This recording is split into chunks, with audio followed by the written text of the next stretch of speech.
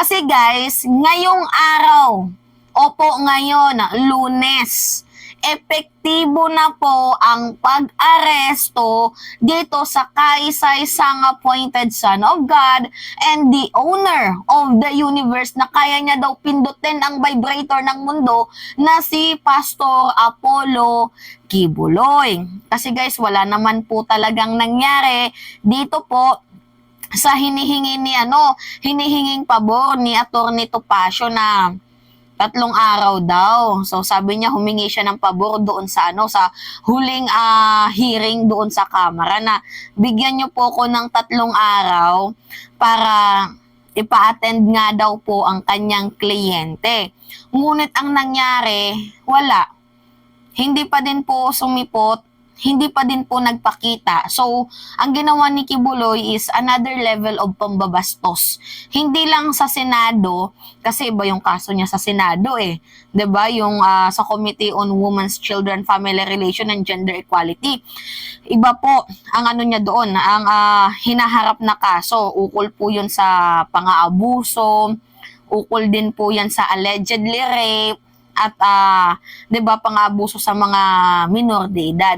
So iba po yung kaso niya doon sa Senado at iba din po ang kinakaharap niya dito sa committee sa legislative franchise kasi merong mga issue ang SMNI na hindi naman po kayang sagutin ni Atty. Topacio at ng miyembro ng ng SMNI. Bagkus ang pwede lang pong makakasagot nito ay si Kibuloy, pero paano nga po siya a-attend? I mean, paano natin maririnig ang side ng SMNI? Si Kibuloy nga hindi uma-attend. So ngayon guys, 'di ba ito si Atty. Topacio, sabi niya 3 araw na palugit ipapa-attend niya daw si Kibuloy.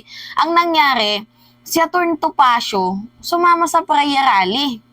Ano yung ginawa niya sa prayer rally? Nagtatatalo, naglululundag na grabe yung manipulation nila. Sabi pa nga ni ni Atty. Topacio, pinagaling ako ni Kibuloy. Hindi ako napagaling ng doktor. Ngunit sa isang haplos ni Kibuloy, abay nakalakad na ako. Diba? Yan po ang ginawa ni Atty. Topacio na instead kausapin niya, akayin niya sana itong kliyente niya na umattend na tayo dito para matapos na yung issue, 'di ba?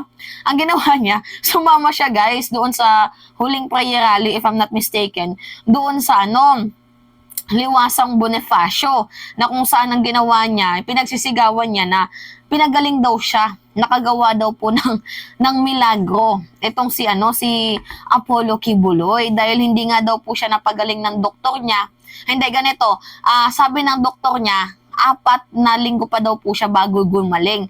Ngunit sa haplos nga daw po ni Kibuloy, ayun, gumaling na siya. So ngayon na magaling ka na, sana itong si Kibuloy akayin mo na umattend dito sa sa committee. I mean dito sa sa legislative franchise dito sa Kamara kasi kailangan na si Kibuloy kasi madami po siyang dapat sagutin ukol sa pang-red tag, sa mga fake news, sa issue ng ng paglipat ng owner.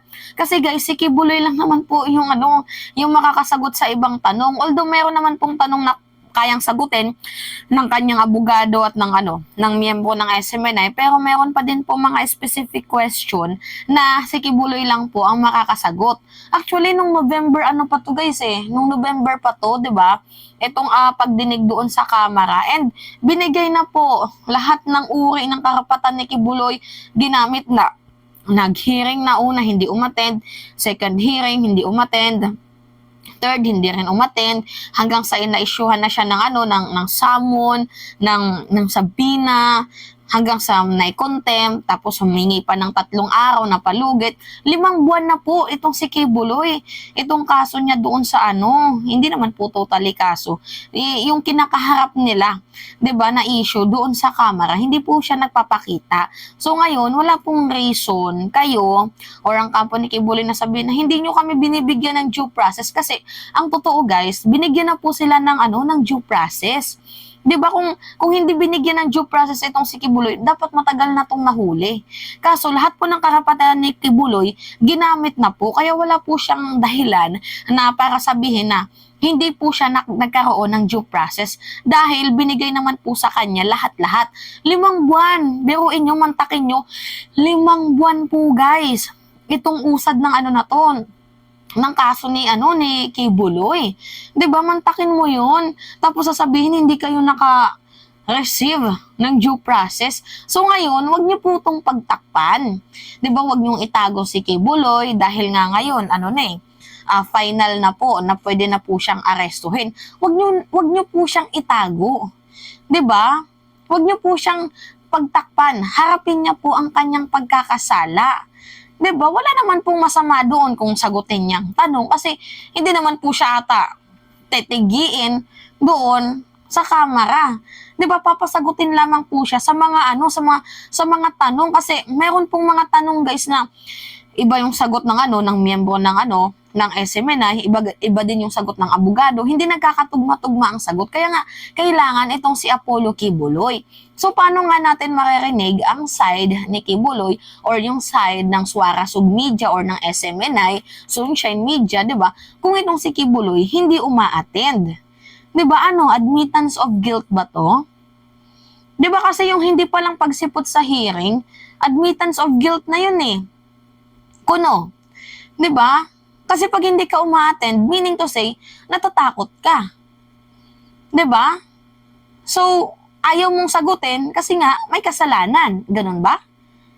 Kasi guys, kung wala namang kasalanan, bakit hindi umattend? Yan na lang po yung lagi nating sinasabi. 'Di ba? November pa tong issue na to. Imagine kung umattend sana noon pa si Kibuloy, tapos na sanang kinakaharap niyang problema dito sa kamera. Ngayon, inantay niya pa na magkaroon ng patong-patong siyang kaso. Hindi pala kaso, pagdinig. At saka guys, ang gagawin sa kanya, i-detain lang naman po. Huhulihin siya, i-detain siya para nang maka-attend siya doon sa mga susunod na hearing. Nang finally, masagot na itong mga question ng mga mambabata sa kanya. Hindi naman po siya ikukulong bagkus nakitaan ng probable cause na may kaso.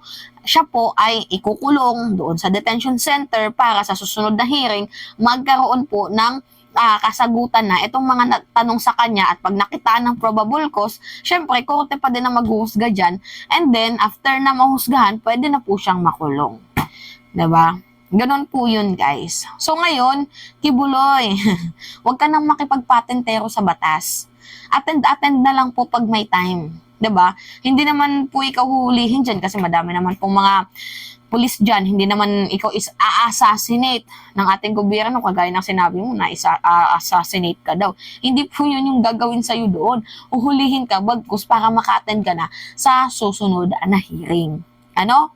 Anyway, it's me again guys. Ngayon, epektibo na po ang paghuli dito kay Apollo Kibuloy. So anyway, it's me again guys, si Mima Alicia nyo. Nagbabalik ulit para sa ating panibagong video.